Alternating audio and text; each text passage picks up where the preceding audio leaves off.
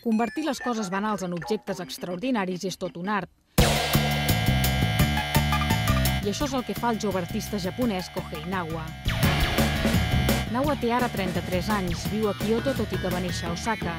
Exposa habitualment al Japó i aquesta és la primera exposició individual que fa a Europa.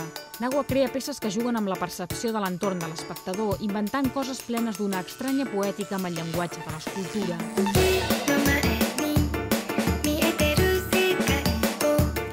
D'aquesta manera, l'artista és capaç de transformar el que és ordinari en excepcional, transmutant, per exemple, un tomàquet de plàstic, un ninot, una sabata o un animal dissecat en un objecte preciós i extraordinari.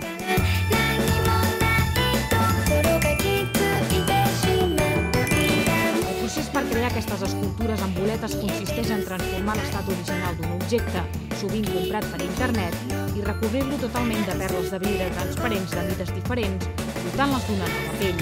Jugant amb la llum, aquestes perles creen una vibració màgica al voltant dels objectes que els magnifica, els embelleix, però també els distorsiona.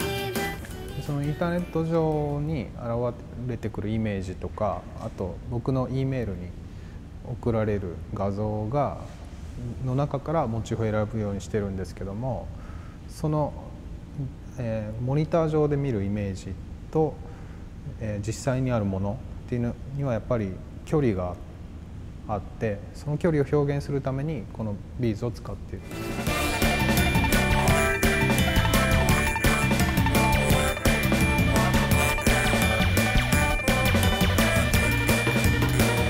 Allò que interessa a l'artista no és només la nova aparença de l'objecte creada amb les perles, sinó la imatge que es percep a través d'aquestes boletes, tot creant un món oníric ple de delicadesa, de pura poesia visual.